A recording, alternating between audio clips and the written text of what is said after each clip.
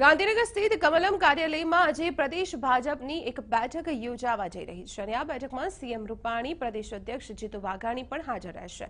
આ સાથે જ પ્રદેશ પ્રભારી ઓમ માથુર પણ આ બેઠકમાં હાજરી આપશે। લોકસભા ચૂંટણીમાં થઈ રહેલા પ્રચાર પર ભાજપની નજર છે, જેમાં પ્રચાર માધ્યમો અને ખાસ કરીને સોશિયલ મીડિયાના પ્રચારને લઈને માહિતી આપવામાં આવશે।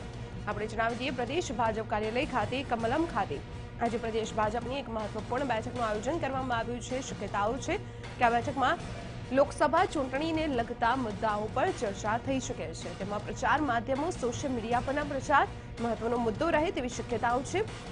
આ બેઠકમાં સીએમ રૂપાણીની હાજરી પણ રહેશે। આ સાથે પ્રભારી ઓમ માથુરની અધ્યક્ષતામાં આ બેઠક યોજાવા જઈ રહી છે। ત્યારે ગુજરાતમાં લોકસભાની ચૂંટણીને લઈને જે માહોલ છે તે અને પ્રચાર અભિયાન હવે આગળ કઈ દિશામાં ચલાવવું તેને લઈને ચર્ચા થાય તેવી શક્યતાઓ છે। પ્રદેશ પ્રમુખ જીતુ વાઘાણી પણ આ બેઠકમાં ઉપસ્થિત રહેશે।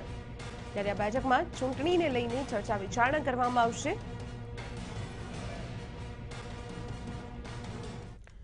ત્યારે સીધા જોડાઈએ અમારા સંવાદદાતા કિંજલ મિશ્રા સાથે। કિંજલ, આજે કમલમ ખાતે પ્રદેશ ભાજપની એક બેઠકનું આયોજન કરવામાં આવ્યું છે। સીધી રીતે જોવા જઈએ તો ચૂંટણી જ મહત્વનો મુદ્દો રહેશે, શું રણનીતિ રહેશે?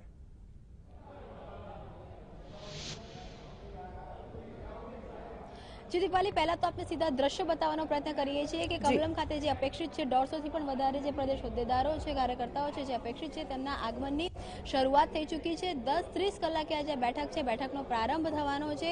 તેની અંદર મુખ્ય પ્રધાનની સાથે જ પ્રદેશ પ્રમુખ તેમજ જે પ્રદેશ પ્રભારી છે ઓમ માથુર તે ઉપસ્થિત રહેવાના છે। આપ જોઈ શકો છો કે જે આગમનની શરૂઆત થઈ ચૂકી છે। 10:30 કલાકે આ જે બેઠક છે બેઠકનો પ્રારંભ થવાનો છે। તેની અંદર જે મહત્વના મુદ્દાઓ, ખાસ કરીને જે 150 લોકોને અહીંયા આમંત્રિત કરવામાં આવ્યા છે, અપેક્ષિત જે પણ પ્રદેશના હોદ્દેદારો અને કાર્યકર્તાઓ છે તેની અંદર જે મીડિયા સાથે સંકળાયેલા જે સીધા કાર્યકર્તાઓ છે, જે અલગ અલગ મોરચા અને સેલની જે મીડિયા સેલ છે તેના જે કાર્યકર્તાઓ છે, તેમના જે હોદ્દેદારો છે તેમને બોલાવવામાં આવ્યા છે। ખાસ કરીને હવે લોકસભાની ચૂંટણી એકદમ પોતાના કહી શકાય કે પીક પોઈન્ટ ઉપર છે, તેવા સમયની અંદર આક્ષેપો પ્રત્યાક્ષેપો થતા રહેવાના છે। ત્યારે મીડિયા તેમજ સોશિયલ મીડિયા પર કેન્દ્ર સરકાર દ્વારા 5 વર્ષમાં કઈ કામગીરી કરવામાં આવી તેની સાથે જ ટૂંક સમયમાં મેનિફેસ્ટો જાહેર કરવામાં આવશે, તો એ મેનિફેસ્ટોની અંદર કેવા પ્રકારની વિશેષતાઓ છે, સરકાર કેવી રીતે પ્રજાની માટે કામ કરી રહી છે અને કેમ મોદી સરકાર હોવી જોઈએ અથવા તો ફરી એકવાર આ જ સરકારને કેમ રિપીટ કરવી જોઈએ તે અંગેની જે સતત વાતચીત છે તે કેવી રીતે કરવી તેનું માર્ગદર્શન આપવામાં આવશે। તેની સાથે સોશિયલ મીડિયા પર પણ કોંગ્રેસની સામે કેવી રીતે ફાઇટ આપવી કેમ અથવા તો કોંગ્રેસના જે મુદ્દાઓ છે તેને કેવી રીતે